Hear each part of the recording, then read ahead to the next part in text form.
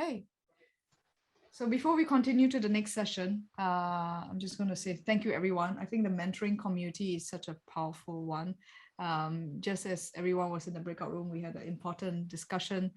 Also that, mentoring and menteeing, if there's ever such a word, is not a hierarchy. I think we have different roles that we play. So mentors are also mentees. Mentees are also mentors, vice versa. So we hope you enjoy the conversations. Thank you also to Christina and Kosnova for always supporting this amazing interaction between individuals, sometimes across geographical locations, sectors, industry, functions, etc. And I think it's also important to continue this conversation because, time is usually very short in the forum. We always have the feedback that time is not enough. But at the same time, we also have mentors and mentees who continued for the last few years since we started. Some of our mentors have also brought, mentees on board. I'm not saying there's a commitment that is necessary as per se, but we also have then the continuing conversations, etc., or potential collaborations. So thank you so much, everyone, for being part of it. And then we look forward already to our next session.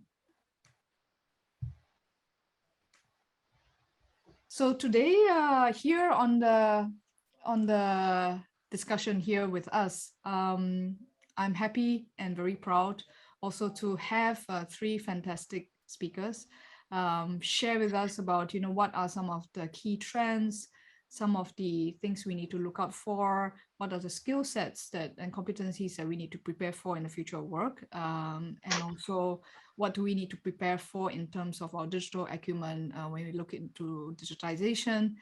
And beyond that, also what are some of the values that we need to think about on both the corporate side as well as the individual side.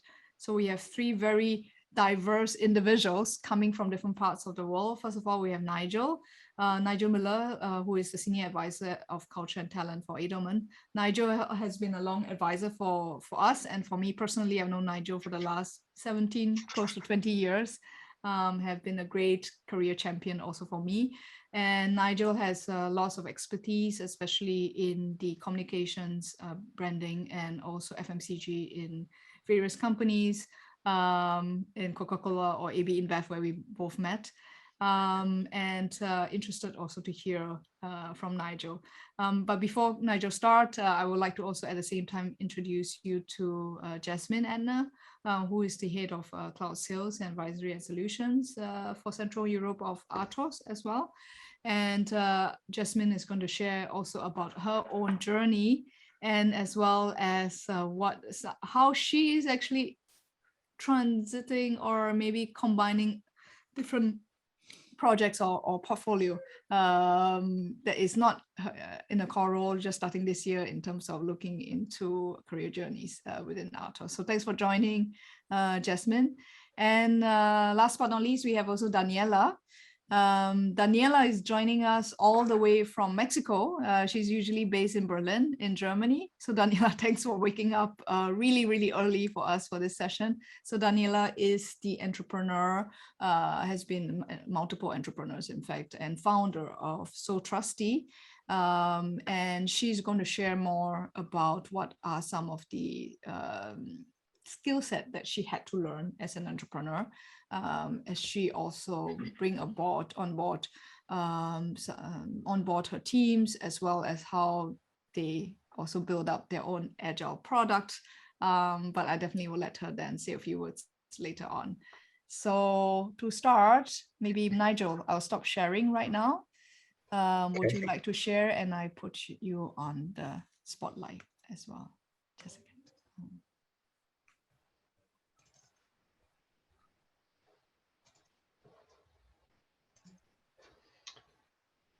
All right. We see your screen perfectly well. Great. You see it well? Fantastic. Yeah. I can't see everyone else while I'm sharing in full screen, but listen, it's a great pleasure to be here. Yes, Carol, we've known each other almost 20 years, and it's been a fantastic honor to have known you all these years and to see your career blossom. As I said to you just before, I'm looking forward to inviting you to be my mentor soon. So look forward to that. Jasmin and Danielle and I had a chat yesterday, and we decided we'd start at some point in our discussions today with this notion of kind of where we started and what we were dreaming about early on in our lives. This is me at age 11, having achieved a dream to that point to play for this hockey team. I'm Canadian, and as a young boy, like many, I had this dream of being a professional hockey player and playing in goal for my hometown Toronto Maple Leafs.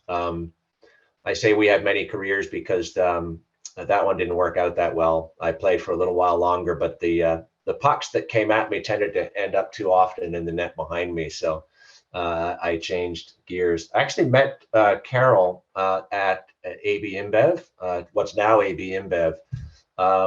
And one of the things that we're going to talk about today is springboards.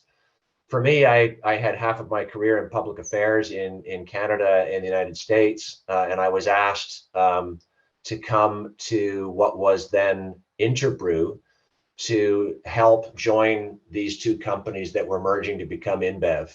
And my job was going to be to lead people and culture, which I've done ever since. When I finished doing that, I moved into a global talent role. Hired people like Carol to come and grow this company, which is the world's largest beer company today.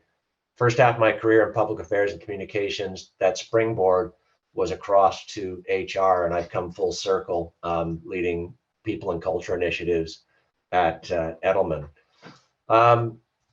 So many of you will have, I think, seen this quote from Jeff Colvin. Of course, the what and the where and the how of work, and I'll talk about this quite a bit, was changing dramatically before we had this pandemic over the last 18 months, primarily because of the disruption by technology.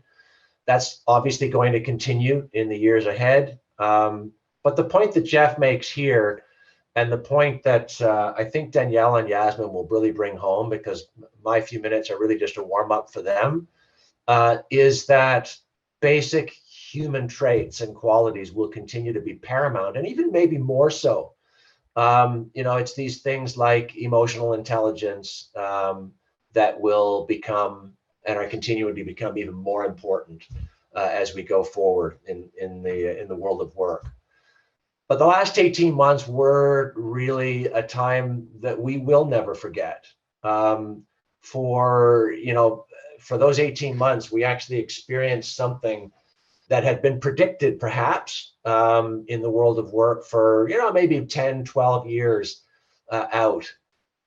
Things like flexible working and absolutely remote working and other themes literally happened over the course of a few weeks. You remember this. And it was a titanic moment for employees. For many, it was the single biggest disruption, and probably will be the single biggest disruption in their working lives.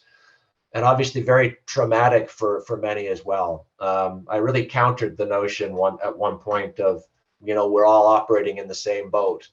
As I was looking out at, a bit of space and a back garden with some trees and having a dedicated office to work, I was also speaking to people in New Delhi, for example, that were sharing a flat amongst 4 different people trying to fight for, a little bit of internet.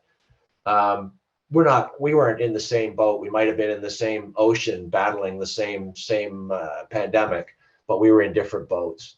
And we're in the situation now where, we're hopefully we're going to come out of the pandemic at some point in time. I'm not sure when, but it is going to be a new normal. The situation won't be what it was. It was a period where work was redefined. So where it happens, how it happens, geographical boundaries became completely blurred, but so did work and life, as we all know. Where do you begin and end your day when you're not commuting to an office? one of the things that I was most pleased by, or have been most pleased by, is the degree to which mental health has now been taken into account. We were beginning to look, in the months and years preceding the pandemic at physical health. Great. Mental health has really stepped up as a key priority for organizations as well. So it's the total health of our employees that's become the new norm. But the great resignation theme that we're all hearing about is real.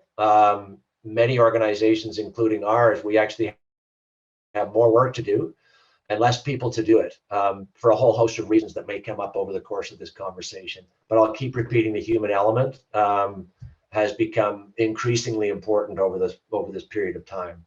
And what have been the drivers of change? You'll remember, if we were talking 2 years ago, we might have been saying, well, actually life and work expectancy has expanded. People are living longer, retirement ages are moving further out, and so we're going to work longer potentially. Smart technology and systems were happening so quickly. I work in the world of media, and the whole media landscape has been disrupted entirely, so that everyone's a publisher in some ways, or at least can be. Everyone has a voice. We talked, Rita, about Spotify earlier. Everyone can, not everyone, but people can more easily make music, etc., and get their message out there. We're in a truly globally connected world. These were some of the drivers of change in the workplace before. Now, of course, over the last 18 months, we fast-tracked to a hybrid working environment. Collaboration technology like Zoom that we're using now has got better and better and better. And the one most trusted relationship for people around the world is the relationship that they have with their employer. This is a key theme for us at Edelman, and a key theme for organizations around the world. With that trust comes substantially higher expectations by employees.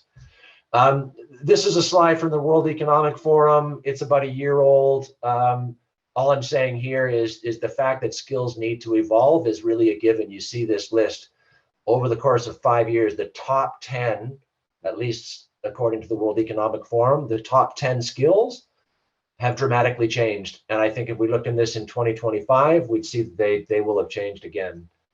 The reality, though, with this great resignation and the challenge that organizations have is there's a recognition that skills are needed and evolved skills are needed, but organizations are not investing the time and energy to develop those skills. So we've got acute shortages in many organizations of the kinds of skills that organizations need.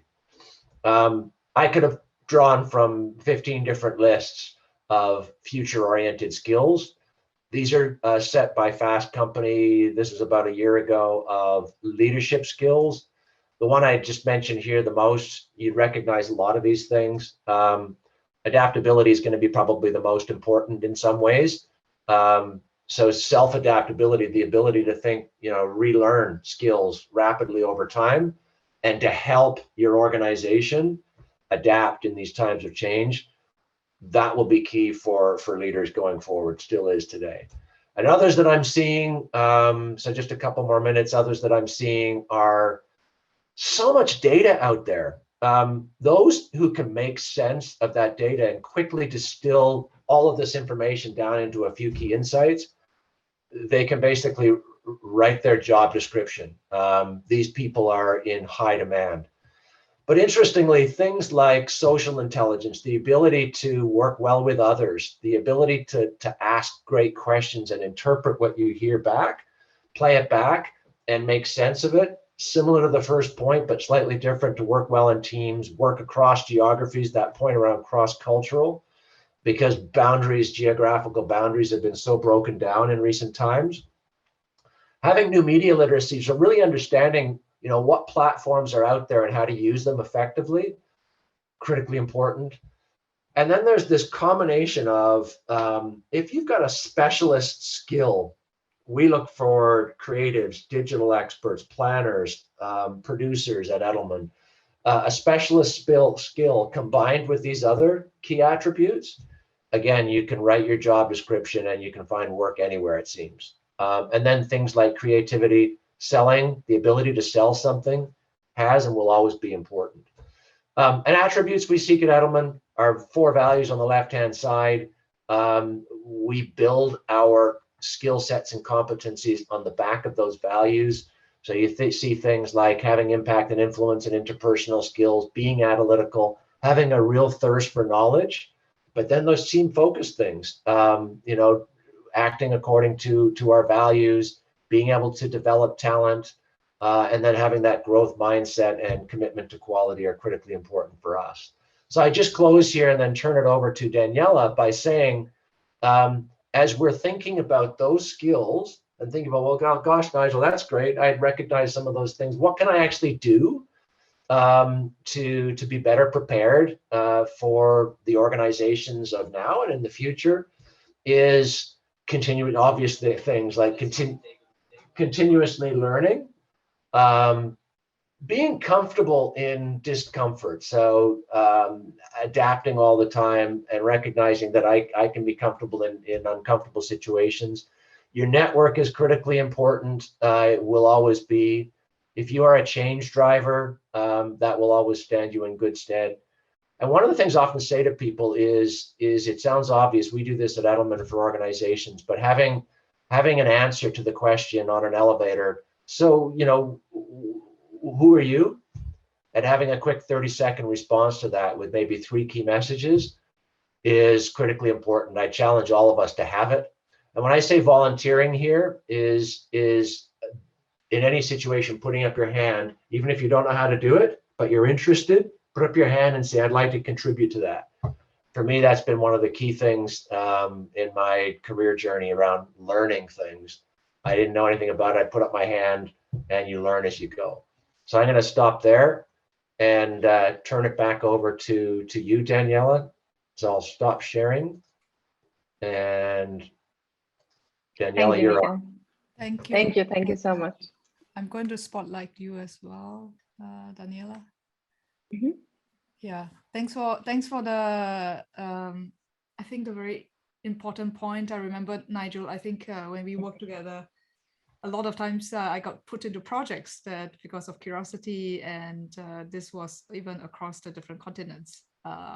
So wanted to share also that, that the elevator pitch and that asking of the why is very important. So Daniela, thanks for joining here. Feel free to share. If you need something, let us know.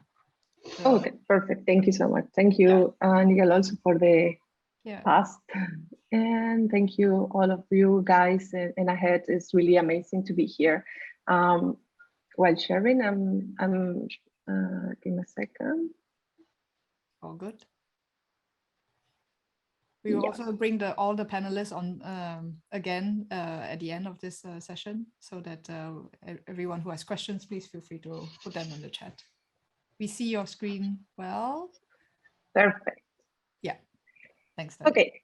Welcome everyone. Thank you for being here, and also thank you for Ahead. I think it's amazing, a forum and super valuable for everyone, not just for the people that come, but also for us as presenters. I'm also getting a lot of good insights from here. So all of us are in the same journey, and it's important to share it and help the others in their journeys.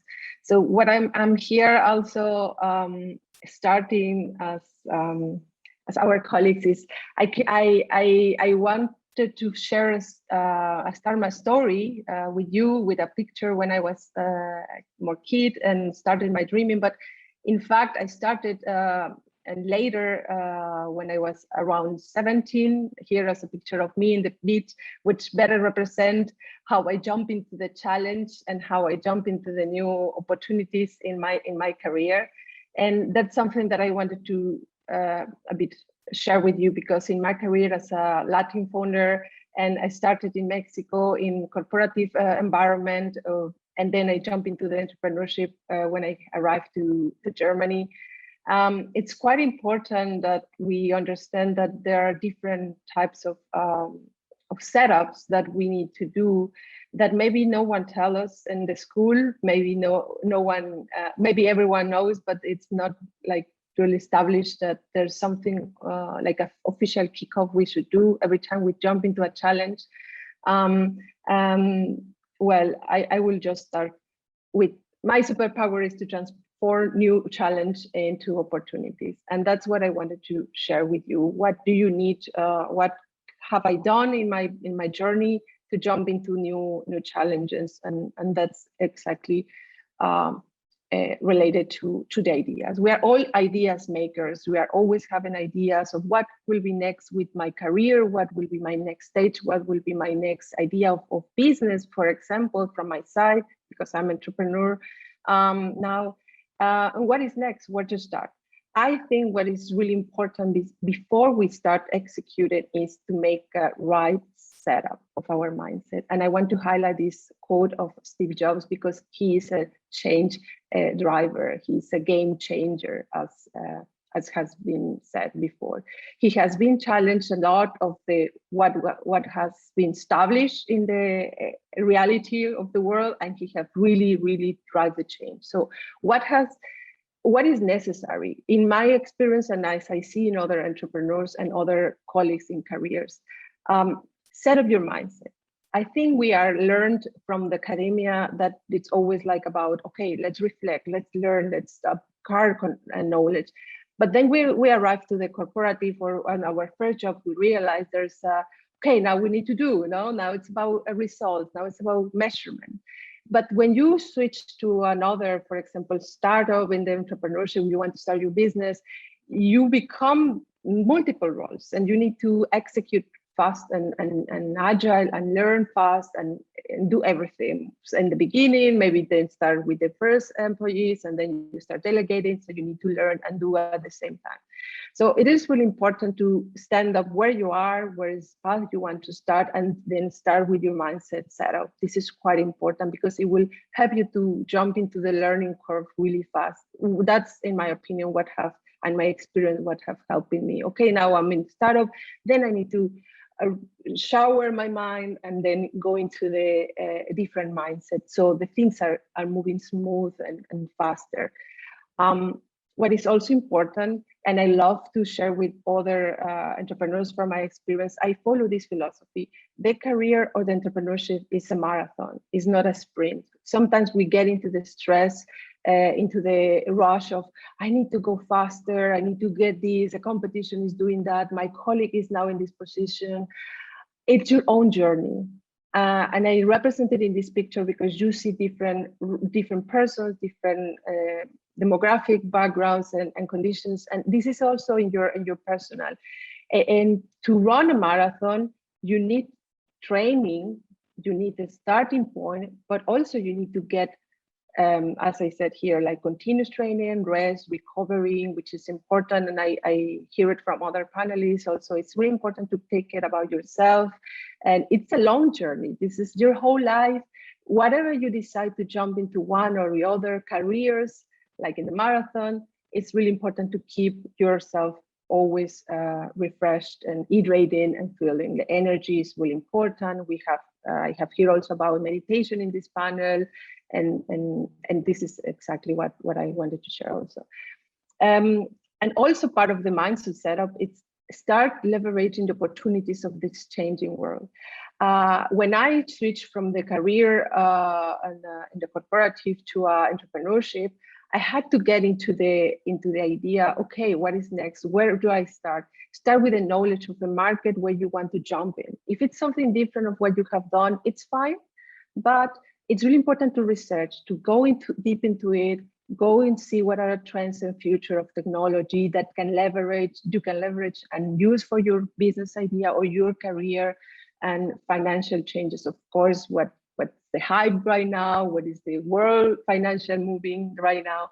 And I put this image because in our startup, that is a commerce platform for small, medium businesses, we saw many businesses during the pandemic that were switching from having, I don't know, a lot of years into on-site stores jumping into digitalization, because they know that this is what is leading now because of the pandemic. Everything is digital, touchless, etc. So just an example for you to know it. And also prioritize innovation is really important because, for example, this Zoom, it's the basic example of how a company has leveraging the opportunities of a crisis. It's overwhelming for everyone, but sometimes we can really take a step forward fast when we take every crisis into an opportunity.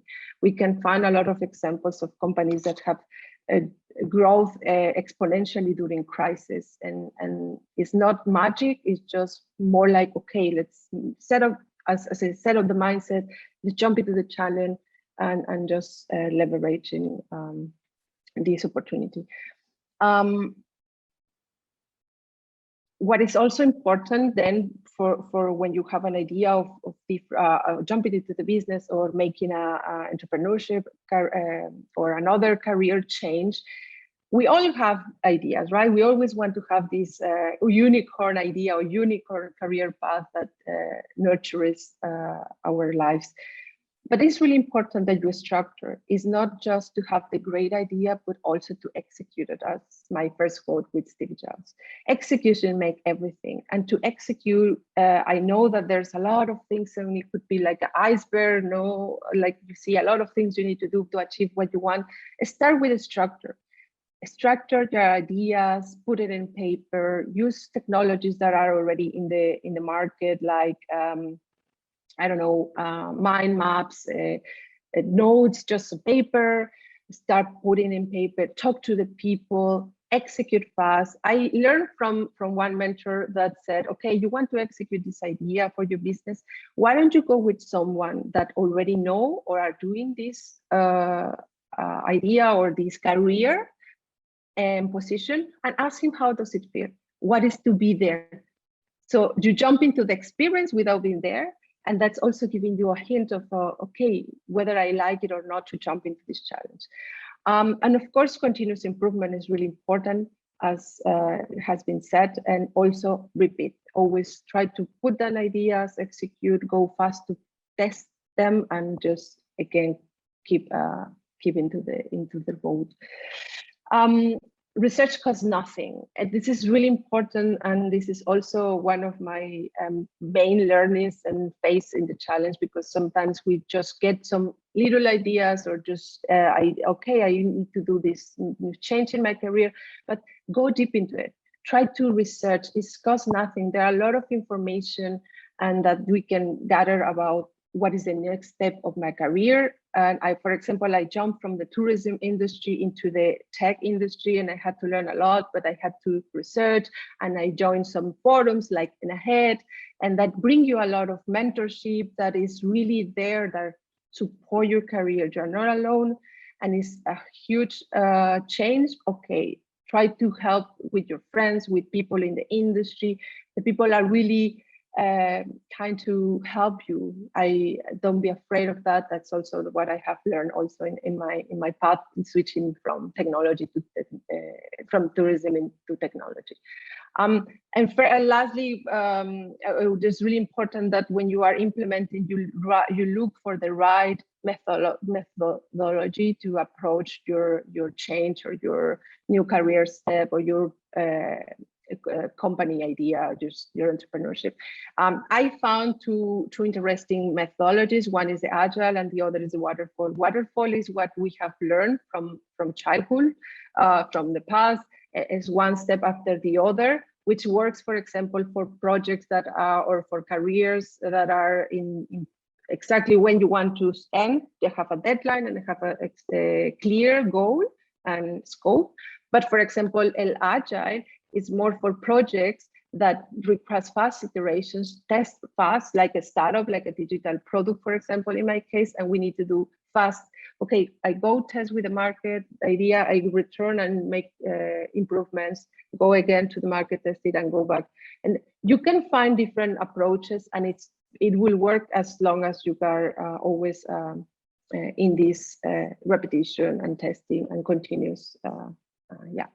And last but not least, enjoy the ride and have fun. And that was the last hint I had some recently in this month of someone. Enjoy the ride. It may be overwhelming sometimes, the change and the career path and where we want to go, but enjoy, because maybe tomorrow you will look around and it will be just a summary of stress, but enjoy, just enjoy.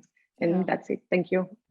Thank you very much, Daniela. Definitely, I think as we go in I think the whole career relaunch transition process is an iteration made up of, as Britta said very well, many different sprints that made a marathon. So we definitely should enjoy. And I think the next part, before I bring you again in for the panel, we would then connected really well also to Jasmin, sorry, I keep mispronouncing her name, where you also share with us, how do we really look into, for instance, things that we value, that we look into. How does the corporate then look into bringing in the mission, purpose, and values as well? So I'm very interested, and most of us are excited then to hear how you can bridge also this next steps in terms of identity, culture, mission, purpose. So the floor is yours, Jasmin. Yeah, thank you very much. So today I have, I would even say, the pleasure to share with you some insight of our current journey we are currently undertaking within our company. And to be more precise, within the Atos Cloud team. Atos per se is a transformation, a digital transformation company with some focus on cloud business, security, and also decarbonization. And now we come to the more important facts, what will be the focus today. Because, and I would like to start actually with a question that has been asked at the preparation of this panel. So a lady asked me, hey, Jasmin, why are you actually driving in your company the identity and cultural journey whilst you are actually having a business leadership role? And I really like that question. I love it. So that led me to the decision to enter the subject today in a different way. So it will be more like, let's say, a travel report of what we are doing. And it begins at the very origin of identity and also personal values. So let me start by introducing myself in an according manner. I'm the first of 3 daughters. I grew up in the country, which has been perfect for me because I love to be outdoors, was very outdoor active, all the fun things like climbing on trees, playing outside with my friends, and riding my bicycle and all this wonderful things. The first flop I have, at least the one I remember, I experienced in my life, in my young early years, have been my first soccer match. And when I was taken off the field already after the very first 5 minutes, because, let's say it that way, I have been not so into the rules of the game. And I also, well, maybe have not been so interested at that point of time in the rules of this game. So these are some aspects telling or might tell you something about me. And what also might tell you something about me is what have been the kind of personalities that inspired me. So when you look at it, and maybe some of them you also know, these are very different type of personalities per general. But what they all have in common, they have been in their field very progressive. They have been courageous, and sometimes they also have been a little bit provoking, and still they have been reflective. Even Alf, I would say, has been reflective from time to time. And what also is a quality I like very much is, on the one hand, they have been very passionate about what they do, but they always don't take themselves too serious. So my original intent, my target when I was a child was that I wanted to be a preserver because I loved animals.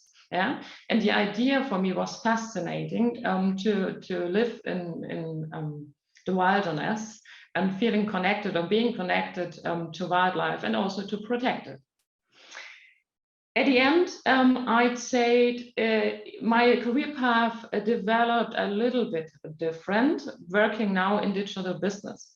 So the first experience in my early career, I remember very well, has been the kickoff or yearly kickoff of the company I have been working for. And the room was full of testosterone, as you might imagine, based on the picture. And a lot of fancy buzzwords have been flying around. And the truth is, I have not really felt connected to all these buzzwords I was hearing at that point in time. So in short, I felt a little bit like an alien. And since then, approximately, I'd say 10 or a little bit more than 10 years have passed. I developed, I changed roles, responsibilities, and also companies. But still, the feeling of being a little bit an alien, this does not disappear. But I found out there are many more amongst us, and it evolved to have or to be a kind of value add, to be different. In the sense, in my case, that I'd say I can quite quickly recognize when there are anomalies within culture and corporate culture, and also to see the according impact towards business and towards business success. So looking what I'm doing now, when I started this year in the leadership team of the Atos Cloud practice and business unit, and we have been in expectation of quite some significant growth, the COVID crisis happened to be a kind of magnifying glass that really brought to light cultural issues. So at that point in time, we decided within the leadership team to make our culture our business priority. That means we have not started it as a HR campaign or HR program. We did not make a marketing campaign out of it. We really made it an integrated business priority. And it started actually with the simple question to our people: what values do they think are relevant and most important for us to be successful and to grow? And we have asked, and this is something maybe as a note, our company is huge and we have 110,000 people across the globe, different nations, different backgrounds, different cultures and all that. And at the end, we nevertheless, the feedback we received is in a sense quite interesting when we look into two perspectives. So the one aspect is that when you look at the values we have received, they are quite intrinsic values. So obviously the people are looking and have the desire to, let's call it, make a difference inside out, instead be driven from the driven by the outside. So this is one aspect that has been quite in common. And the other aspect, which was definitely the biggest surprise for us, that the values, the core values that have been the feedback by all the people have been so similar, despite all these different backgrounds. So it made it a little bit easier for us, for sure, to compile then the according core qualities and principles, how we would like to go forward and how the tangible actions should look like we would like to implement. And now we are actually in the middle of bringing that to life. So that means from the idea, now really show tangible actions, valuable and also beneficial for the people, but also for our external shareholders and customers. And as usual, when you have a newborn, you have all types of wonderful reactions, right? And that's also the fun part, at least most of the time. So it's an exciting journey, but I will not go into detail today with regards to what we are currently doing precisely, but at least I would like to give you a kind of summary of what have been the core qualities. Also, we as a leadership team have set for us as principles. And I would like to highlight two or three of them. So one is be ready and be okay to get a little bit naked. That means nowadays, volatile, fast-changing times, right? It's impossible for a human being to have everything under control, right? And there will happen stumblings, and also there will be challenges you will not be able to solve by your own. So this is the sense behind it. So be okay and be also transparent to the people, at least as far as possible and as far as the people could bear it. Then make the really as priority number one, the empowerment of the people themselves. So the idea is to make the machine running by its own. It's no longer the logic of without a management, a team is not able to work. Without a management, a team is not able to make decisions, all that stuff. So it has to be a machine running by its own. And that comes to the sense, if you're a good leader, at some certain point of time, you might not be so necessary. And you will have or find maybe new challenges and tasks you could take care of it. And the last thing I would like to point out here is, of course, inclusivity is the new exclusivity, and make it accordingly, right? So this is not only referring, let's say, to social aspects and to aspects of diversity per se, but also when you consider the way of work and interaction with customers and the interaction with shareholders. So this is the principle in this kind of behavior we would like to see, and we also set for us as a priority. And in that, on saying that, the probably most important, also if it's the last on the list, but the most important aspect is to stay context sensitive. And now I'm coming back to the question I was asked when we have prepared for this panel, and just to remember it, it was why I am driving the cultural journey for our company whilst I actually have a business leadership role. And the answer is quite easy, exactly because of that. And saying so, I would appreciate if we receive some quite, maybe also challenging questions now in our Q&A session. Thank you very much. I think it's what you said is so important. I'm going to also bring Daniela here to bring you on the spotlight. Because of time, we probably can only take one, probably maximum 2 questions. I think one of the question, just let me spotlight Daniela as well.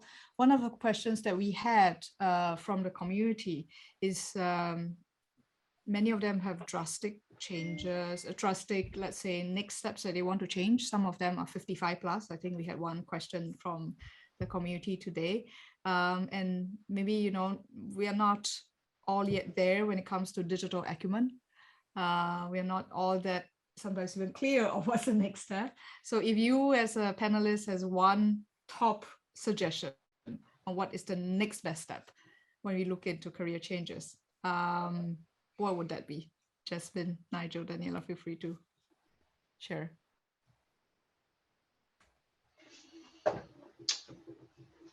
Okay. Daniela, you go ahead. No, go, please, you started.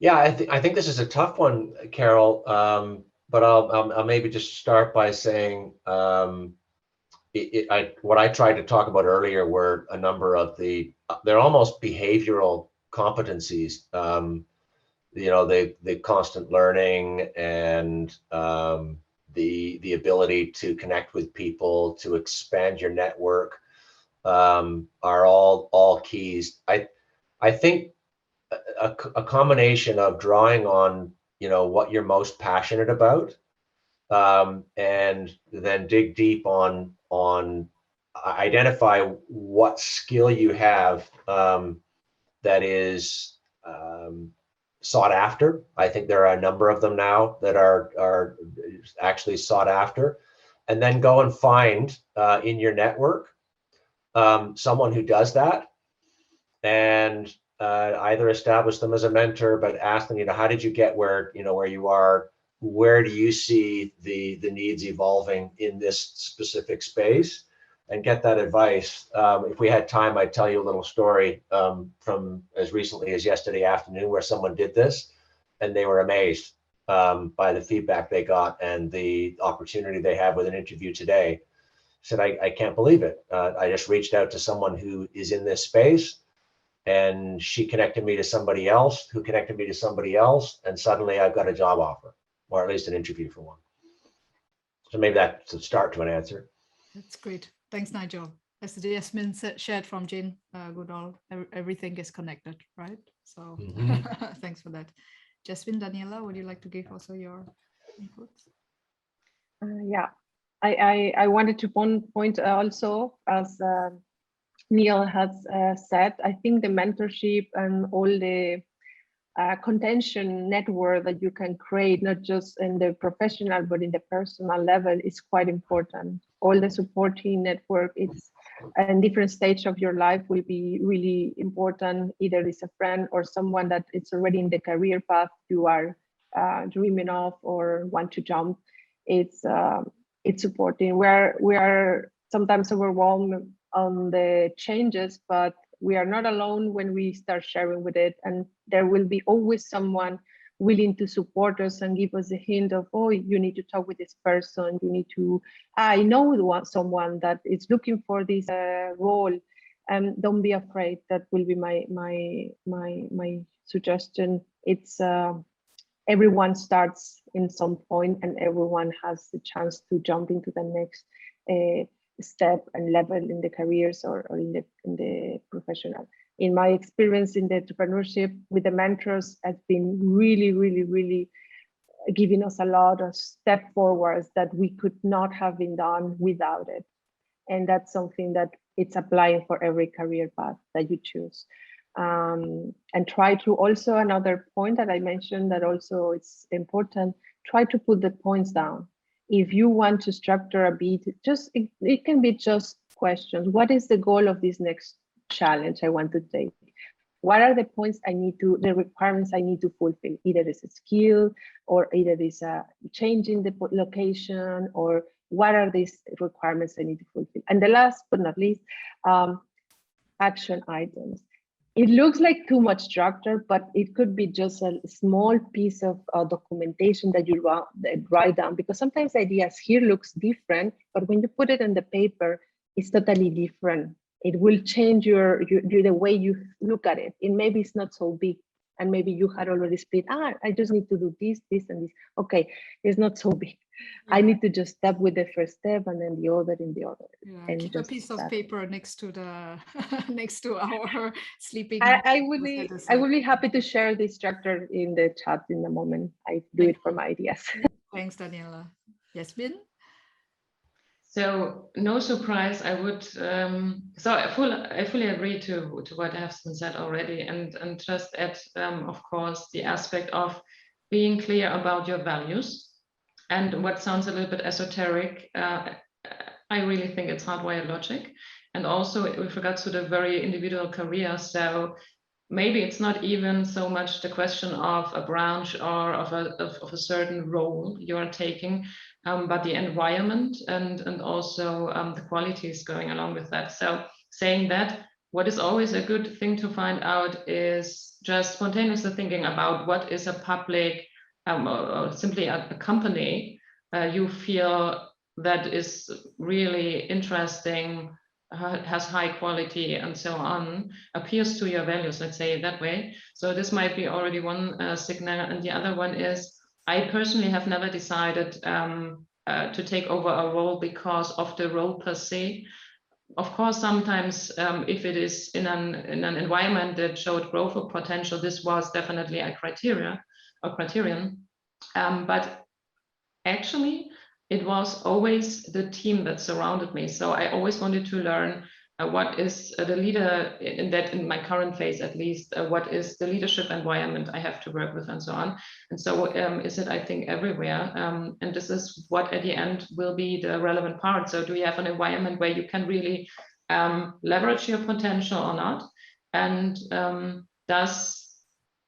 this is not even academic work, does this environment reflect your values? And this is something you simply will recognize and feel.